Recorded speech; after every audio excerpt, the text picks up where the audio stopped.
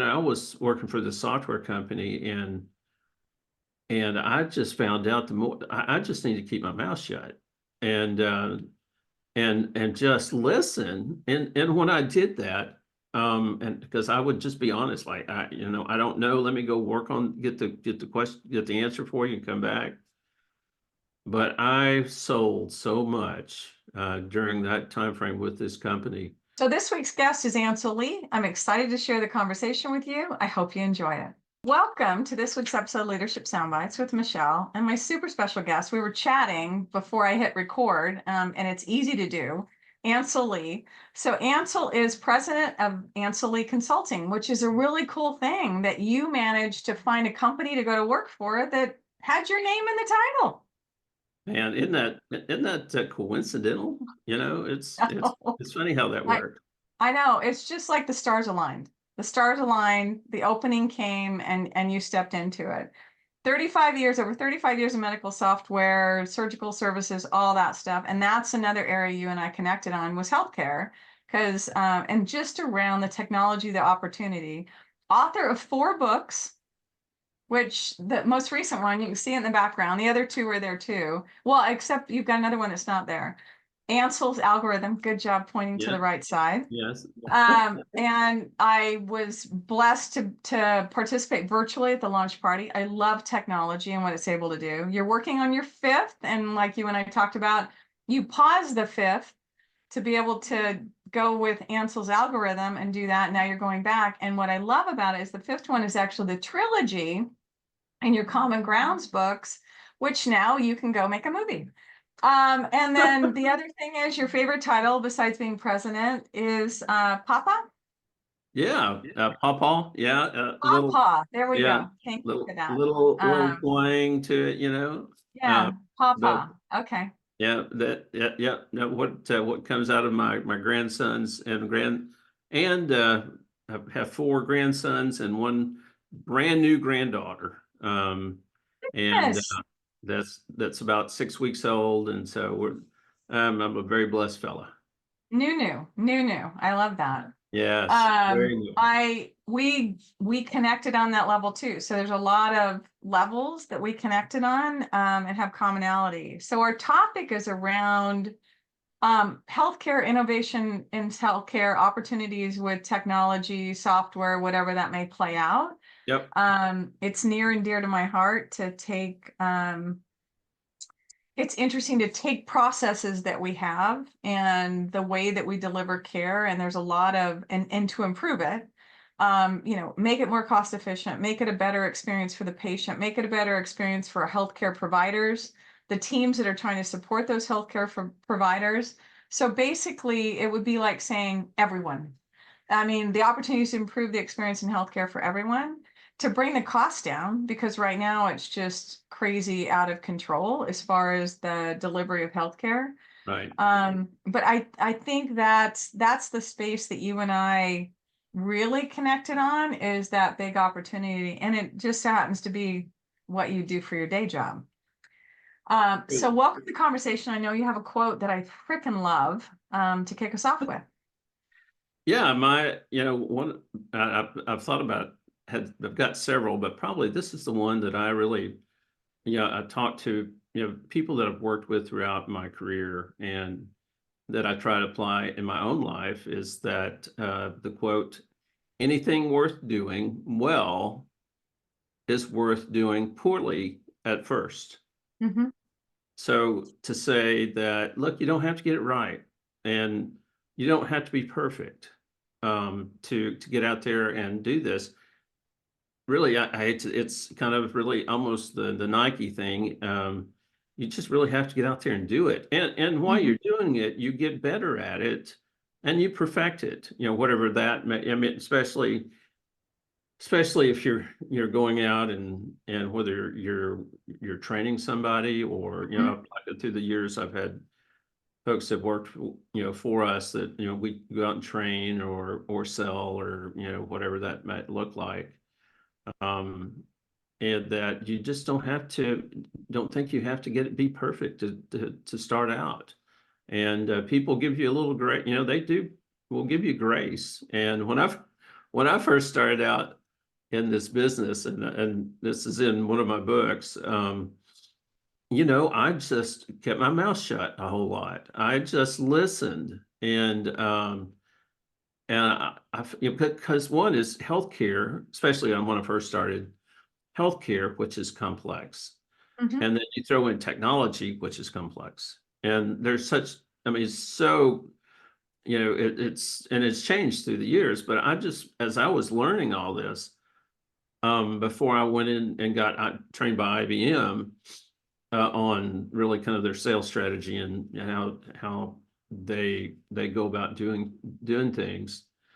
Um, I was working for the software company, and I just found out the more I just need to keep my mouth shut and just listen. And when I did that, and because I would just be honest, like I don't know, let me go work on get the question, get the answer for you and come back.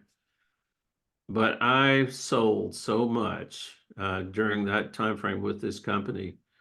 It was unbelievable. But people will give you grace, Mhm. and when you're new and a little green, and of course now at that time medical software was a new thing as well. When I first started Mhm. out, most clinics, um, I would say even surgery centers didn't have system, software technology in there. And so this was a whole new world that Mhm. I walked into that was just really blue ocean. And most most clinics I know were run on what's called a pegboard system. I don't know Mhm. if anybody out there knows what a pegboard system is, I but do. and so that's what I mean. So I wasn't replacing anything. I was replacing paper Mhm. when I first started out. So anyway, it's just been a great career, and we've just been very blessed along the way. Yeah, it's interesting what you say is, and I laughed when I heard it, that I just sat there and I didn't say anything. And I sold the most. And what comes to mind for me is leadership. That's a recommended approach to leadership as well, right? People need to be heard. They need to be listened to. And I think what you created in that moment is you didn't walk in with, here's what you need, here's the solution that you need. I basically know your business better than you do. We need to be able to listen, whether it's a reporting relationship from leadership down to frontline. It's the relationship you were in to where I'm a consultant, I'm coming here. I know what tools are in my toolbox and the things that I can bring, but unless I actually hear what's happening in your world, the actual pain points that you're experiencing, I can't help you. I may compound the problem. Hmm. But I think that's part of what I'm hearing is my guess is that you came in there and you actually listened, they felt heard, and then they had faith that because you listened, you were going to come with a recommendation that might actually help them. Absolutely. That's exactly the tack that I took. But it's not really the one that it was by necessity because of Yeah. my limited knowledge, but really served me well, um, throughout my career is, listening is, I would say listening is an art. Hmm. And if you can do it well, and not only hear and feel what's going on with the customer, Hmm. you can address it with a great solution. And that was really, matter of fact, it's funny, again, that was pre-IBM stuff and IBM training. But that's kind of really what they were all about as well, was solution. It was more solution type, customer oriented, selling. And Yeah. now I applied some of that in my latest book. That's part of the process. The algorithm, Ancil's algorithm, Yeah. that's part of the process. It's really the first step in the process, a 5-step process of selecting HeathTech. It's just really assessment. And Mm-hmm. um, so um, that's woven into the fabric of this process is So being able to. I have a question for you because now you got me super curious because I have not read the book. But if it's not giving away too much, what are those 5 steps? Just like bullet point, Oh like yeah, that. no, for sure. No, so it would be assessment would be Okay. really the first. I would say selection, negotiate. I got my fingers. I figured that. I figured you're Uh, like the right there, Michelle. yeah, yeah. Which is a selection, negotiation, Yeah. implementation, and adoption. Okay. And really, those are the 5 steps in the process. Okay. And just a quick overview. Well, and I think you say that, and I think that those 5 steps serve well and pretty much change within organizations. Because within that assessment, it's almost like it was Einstein that said, if I had 60 minutes to solve a problem, I'd spend the first 55 in identifying the problem, get clarification, something along those lines. So assessment to me, even though you're talking about 5 steps, is pretty heavily weighted between assessment and then selection. There's a bulk of work, right, that goes in around those. Because if you, I taught A3 thinking, Margie Hagany was my mentor who worked at Ford, was taught by John Shook on lean management system. John Shook used to work for Toyota, like the first American that worked for them. And I give the background to that because A3 thinking is, and it's just a paper size, by the way. The saying is that if you get clarity on your problem, the left side and target condition and gap analysis and all that stuff, the right side of the A3, which is where countermeasures, writes itself. So if you spend the time, the deep thinking on understanding the assessment, what the selection, all that stuff, then the right side writes itself. Yeah, you're going to have challenges. No, nothing goes perfect. You're going to have all that, but you're not pushing this boulder uphill because you didn't spend the time actually understanding what you're up against. What's the culture? What are the opportunities? What are the current systems in place? All that stuff. How are you measuring success? You're at 100% correct. I mean, the real work. You, what I find is a lot of people skip this part, Yeah. and when they skip this piece, they will actually, I think they're either they want. I think you miss. You can implement it, but it won't be adopted. And Mm-mm. because if you don't have buy-in, and that's another piece of the assessment part is getting buy-in, Mm-hmm. all the stakeholders and letting them have a voice and hearing what matters to them. And Mm-hmm. many times, a decision will be made at the C-suite level, Mm-hmm. you know, and um, and not really get input. And when they do that, there's like a hospital I heard the other day when we were having Ansel Four and I were having coffee. They're about halfway through an implementation of a very large piece of hospital software, and they're pulling the plug on it. Mm-hmm. And I'm sitting there going, I know what they didn't do, Mm-hmm. and so I mean that's millions of dollars. I was going to say it's millions of dollars for people that don't Yeah, know. It's yeah, not like, oh, it's 15 grand. No, it's millions. yeah. When you're doing something like that. Yep, yeah. It sure is. So it you've got to do. What a great point. I mean, I love that, but it's really it is weighted in the Mhm. assessment side of things, Yeah, and the trick is to know what questions to ask. yeah.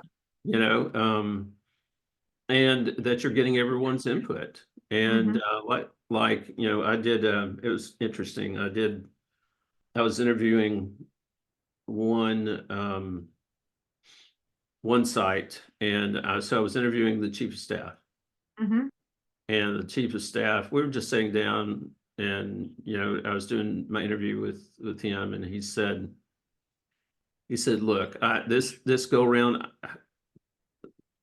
I do not want to cut any corners." I said, mm, "Well," and then he made this statement. He said, "We've done it before on our last system, and it just came back to bite us. I want to mhm. do this right." And not and basically, I think what they had done would cut training. Jeez. You know, what a deal. Because the system is intuitive enough that people will figure it out. Well, I don't know. I really didn't dig down why they did that, but I thought his comment was just spot on. That many times you to save money or think you're going to save money, Mhm, it ends up costing you. I mean, it costing you not only in money but in mhm, productivity. And now, kind of, I mean, not kind of, but what's going on in healthcare right now is, I mean, people are leaving. mhm, They're short-staffed, and your people need to be bought in, mhm. and part of it, or they won't be there very long. You Well, know, and Ansel, the other thing you're talking about, right, is that it's not just about people being bought in, okay? Because I totally agree that's a critical aspect, but it's not about strong arming people to go, this is the thing. You took me back to, and this was years ago. Before I had been exposed to process improvement, lean process improvement, but I was a director, finance director at a hospital. And we had brought in this outside consultant and shame on the outside consultant for doing this, right? But brought in this outside consultant. It was rev cycle, but it was also admits discharges. So it was the frontline registration people and all that. But right, it wasn't the frontline people. It was the manager, the director over those people. Okay. And so it was the director because she was very well versed in the policies, the standard work, all that stuff, right, but not well versed in what was actually happening. Well yeah, versed in standard work. And then the CFO, me, and someone else were in the room as this consultant is guiding us through the thinking to capture what the flow is and everything. I'm like, okay. Um, and we got done with this. We spent like 3 days in the room with this consultant. Us, no frontline people. We never went out to observe what was really going on. We just captured the flow of current state, right? And so I sat back when we're done and I said, okay, great. And I said, so now how do we validate that this is actually happening? What? I said, well, we just spent 3 days in the room to capture right, what processes say we should be doing. How do we confirm? And then the manager is like, well, of course that's what's happening. And that's the miss that we do, right? Is we think as leaders that maybe that's how we did it when I was at the front line. But the further away we go, the less we're actually connected to what's really happening. So now it's like, let's go observe it. We believe this to be true. How do we confirm this is actually what's going on? Because what'll happen is leaders will, well-intentioned, select a solution to solve for the problem that's here or in standard work documentation and not the problems that are really happening because people are really great, especially in healthcare, at workarounds. right, They're not going to run it up the flag if something's wrong. They're going to just go around it and do it differently right, because the mindset that they have is leaders don't know what the heck they're doing. They don't know what's really happening. We're not going to even bother Right. We're just going to make it work. What do we need to do? So you've got all this rework that's happening on the front line with every process. And unless we go observe to what's really happening, we don't know. So we're not really solving for the real stuff. Man, bingo. Really, that's the huge problem in healthcare. Yes. And you know, and I credit, you know, some of these hospitals, the CEOs that I've worked with, they said go interview everybody. Yeah. And one, it was pretty funny. And one, I was in we had a big, huge, probably had 20 people that were from frontline. They were billing people and scheduling people. And so I told them, I said, look, you guys, I want to, you know, in part of the process, I said, listen, I have got to get this right. Okay. You've got to tell me what's going on. I've got to get this right. Or the CEO, she's going to shoot me. And it's so funny because everybody, we're a little afraid of the CEO, by the way. And she and they said, one of the staff members said, "Oh no, Ansel, they'd never find the body." I wouldn't even know that you had died. I like, yeah, Just exactly. disappeared. Exactly. And I told her later, and she was like, she just got the biggest kick out of that. And she thought it's funny. She said, I know who said that. What's cracked me up. And I'm So, going. but I credit her for involving her whole staff. Yes. You know, the front, I'm telling you, it all paid off. I mean, Mm-hmm. doing that it just, I mean, we may interview 100 people.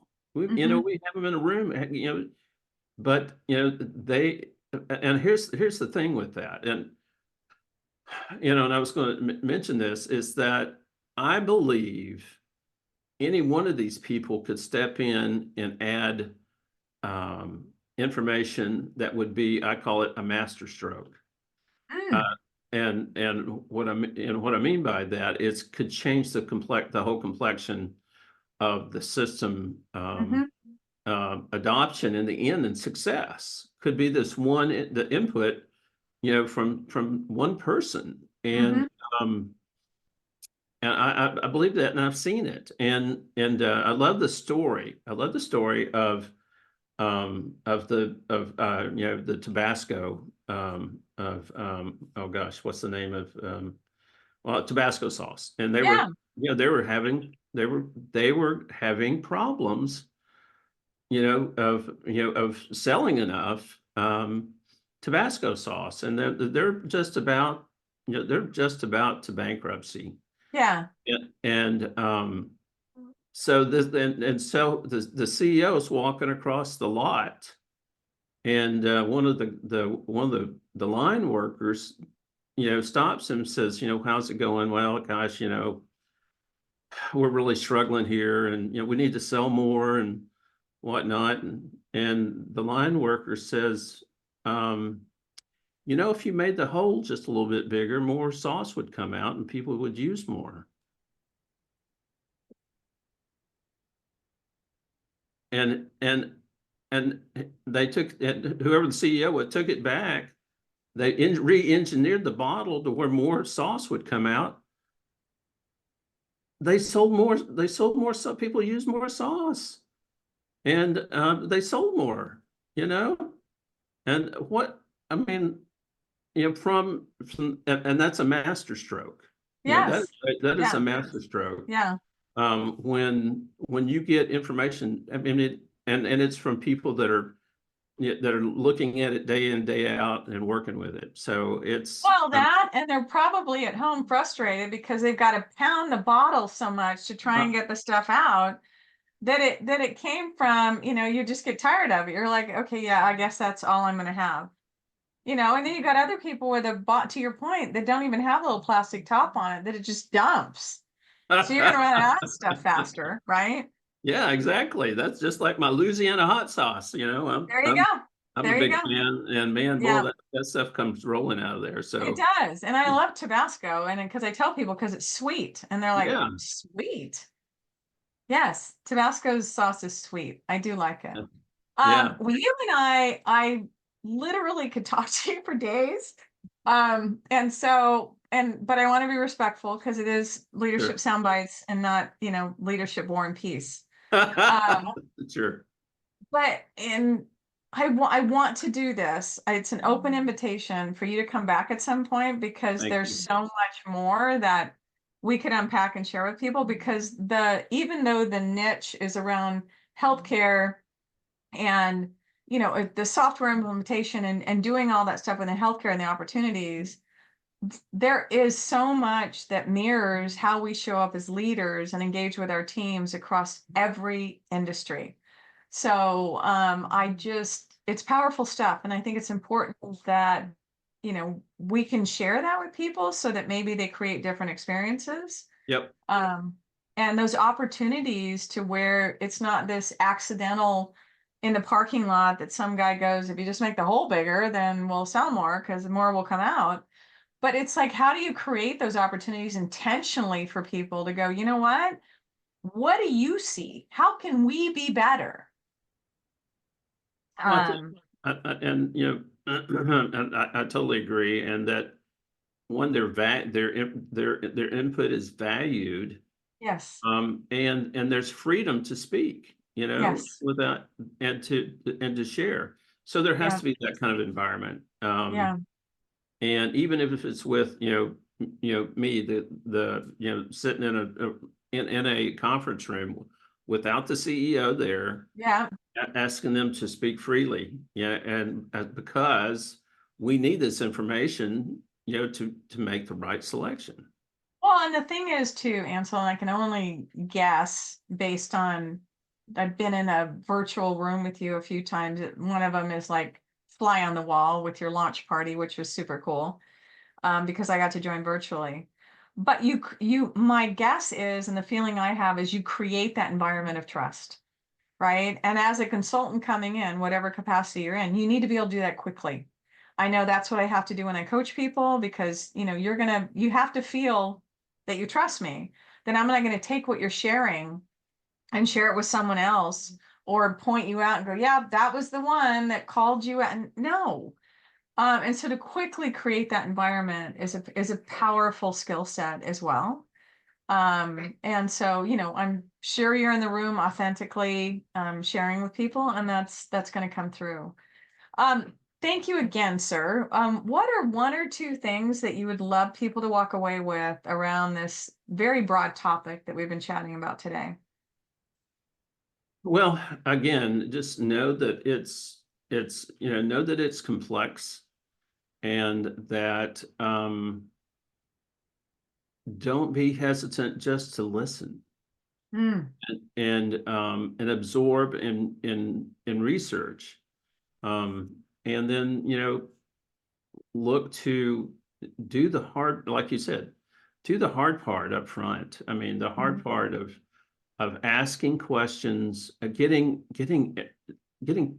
others input, um, and including. I guess that's one of my big things is that getting people to, if they will invest themselves on the front end, mhm, listen, they will, they're going to work to make it a success on the back mhm. end.